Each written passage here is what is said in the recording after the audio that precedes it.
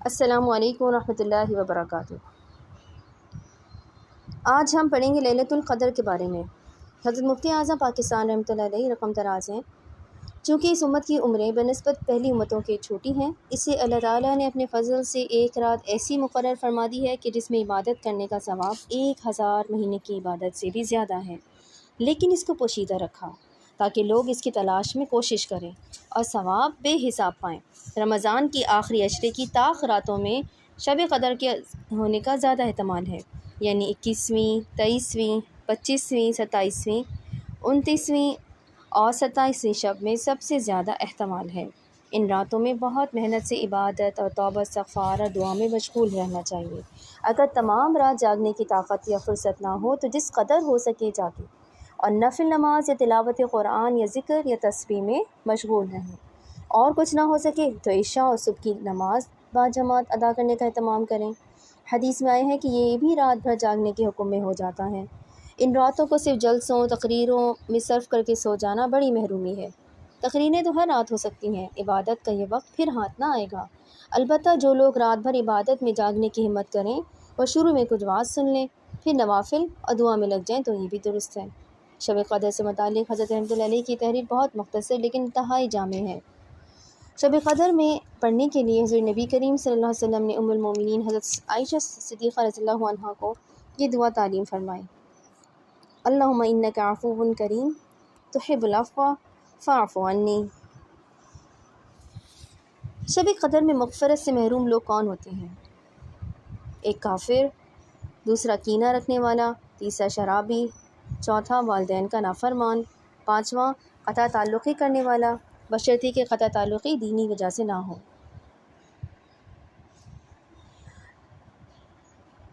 جو شخص لیلۃ القدر میں ایمان کے ساتھ اور ثواب کی نیت سے عبادت کے لیے کھڑا ہوا، اس کے پچھلے تمام گناہ معاف کر دیے جاتے ہیں، اور قرآن پاک میں اللہ تعالیٰ نے اس رات کو 1000 مہینوں سے افضل قرار دیا ہے، یعنی اس میں عبادت کرنا ایسا ہے گویا اس نے 1000 سال کی عبادت کی۔ اب ہم اس کی اس بارے میں مسائل پڑھتے ہیں کہ شب قدر ہر ملک میں شب قدر وہاں کی تاریخ کے مطابق ہوتی ہے۔ جس طرح عید اور روزوں وغیرہ کے حوالے سے ہر ملک کے مطلع اور تاریخ کا اعتبار ہوتا ہے، اسی طرح شب قدر بھی ہر ملک میں رمضان المبارک کی تاریخوں کے مطابق ہوتی ہے۔ اور ہم چلتے ہیں اپنے نیکسٹ سیگمنٹ کی طرف، جو کہ صدقہ فطر۔ سب سے پہلے ہم جانیں گے کہ صدقہ فطر کی فضیلت کیا ہوتی ہے۔ حضرت عبداللہ بن ابن عباس رضی اللہ عنہما سے روایت ہے کہ حضور کریم صلی اللہ علیہ وسلم نے روزے دار کی لغو بات اور فحش کلامی سے پاکی کے لیے اور مساکین کے کھانے کی فراہمی کے لیے صدقہ فطر کو مقرر فرمایا۔ جو کوئی صدقہ فطر کو نماز سے قبل ادا کرے گا تو وہ مقبول صدقہ ہے، اور جو نماز کے بعد ادا کرے گا تو وہ صدقات میں سے ایک صدقہ ہے۔ صدقہ فطر کس پر واجب ہے؟ ہر اس مسلمان پر واجب ہے جس کے پاس سونا یا چاندی یا نقدی یا مال تجارت کے ضرورت سے زائد سامان اس کی صورت میں 52.5 تولہ چاندی کے بقدر مالیت ہو۔ 52.5 تولہ بنتے ہیں 612.35 گرام۔ عاقل اور بالغ ہونا اس میں شرط نہیں ہے۔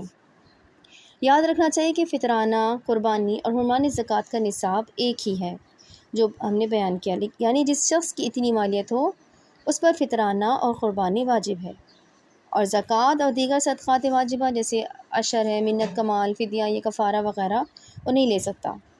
نہیں، جس پر سال گزرنا بھی شرط نہیں، یعنی فطرہ دینے کے لیے سال گزرنا بھی شرط نہیں۔ البتہ زکوٰۃ کا نصاب اس سے الگ ہوتا ہے۔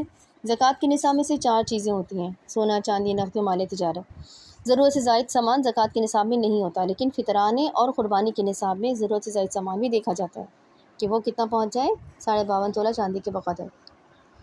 ضروریاتی زندگی سے کیا مراد ہے؟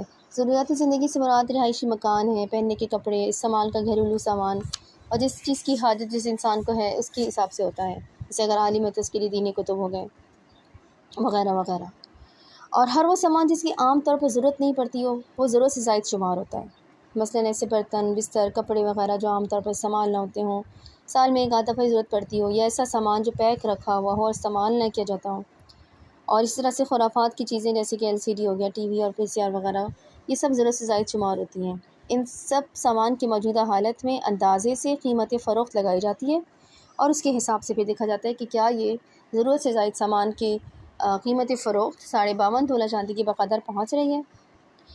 ضرورت سے زائد سامان فطرانہ اور قربانی کے نصاب میں دیکھا جاتا ہے، ٹھیک ہے۔ صدقہ فطر عید الفطر کے دن صبح صادق کے وقت واجب ہو جاتا ہے۔ جو شخص عید الفطر کے روز صبح صادق کے وقت حیات ہو اور صاحب نصاب ہو، اس پر اپنا اور اپنے نابالغ اولاد کا فطرانہ ادا کرنا واجب ہے۔ مستحب یہ ہے کہ فطرانہ عید کی نماز کے لیے جانے سے پہلے ادا کر دیا جائے۔ عید سے پہلے رمضان المبارک میں بھی ادا کر سکتے ہیں۔ اگر عید الفطر کی نماز سے پہلے ادا نہیں کیا ہو تو بھی فطرانہ ساقط نہیں ہوتا، بلکہ ادا کرنا ضروری رہتا ہے۔ صدقہ فطر کس کی طرف سے ادا کیا جاتا ہے؟ صاحب نصاب شخص اپنی طرف سے اور اپنی نابالغ اولاد کی طرف سے فطرانہ ادا کرتا ہے۔ بالغ اولاد اور بیوی کی طرف سے صدقہ فطر ادا کرنا واجب نہیں ہے۔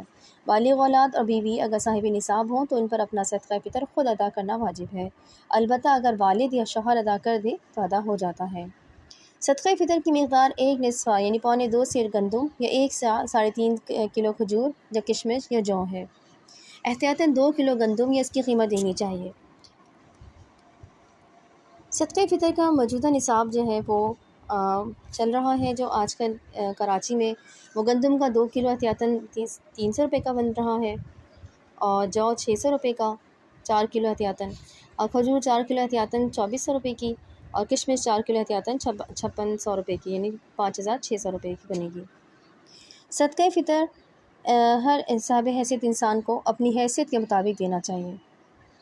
صدقہ فطر میں بیعی نہیں ان اشیاء کا دینا ضروری نہیں ہے، بلکہ ان کی قیمت یا اس قیمت کی کوئی اور چیز بھی دی جا سکتی ہے، بلکہ افضل اور بہتر یہ ہے کہ غریب مستحق شخص کو صدقہ فطر کی مقدار ان اشیاء میں سے کسی اعلیٰ اور عمدہ چیز کی قیمت یا اس قیمت یا اس سے زائد کا ضروری سامان دے دیا جائے۔ صدقہ فطر میں کہاں کی قیمت معتبر کی جاتی ہے؟ جس شخص میں صدقہ فطر واجب ہے وہ جس جگہ موجود ہو وہاں کی قیمت معتبر ہوگی، جیسے کہ میں نے آپ کو یہاں پہ کراچی کی قیمت بتائی۔ اب آپ جس ملک میں بھی ہیں وہاں آپ کے ان سامان کی جو قیمت بن رہی ہے اس کے حساب سے آپ اپنے اور اپنے نابالغ اولاد کا صدقہ فطر ادا کریں گے۔ جس شخص پر فطرانہ واجب نہیں ہے اس کو فطرانہ دے سکتے ہیں، البتہ درجن لوگوں کو فطرانہ اور دیگر صدقات واجبہ دینا درست نہیں ہے۔ غیر مسلم کو نہیں دے سکتے، ہاشمی کو اصول یعنی والدین اور ان کے والدین اوپر تک ان کو نہیں دے سکتے، اور فروع یعنی اولاد اور اولاد کے نیچے تک یعنی نواسہ نواسی پوتا پوتی ان کو نہیں دے سکتے، میاں بیوی ایک دوسرے کو نہیں دے سکتے، مالدار جو فطرانے کے نصاب کا مالک ہو اسے صدقہ فطر نہیں دیا جا سکتا، اور بطور اجرت کسی کو فطرانہ بھی نہیں دیا جا سکتا، یعنی آپ نے کسی سے کام کرا اور اس کو بطور مزدوری میں آپ صدقہ فطر ادا کر دیں، یہ نہیں ہو سکتا۔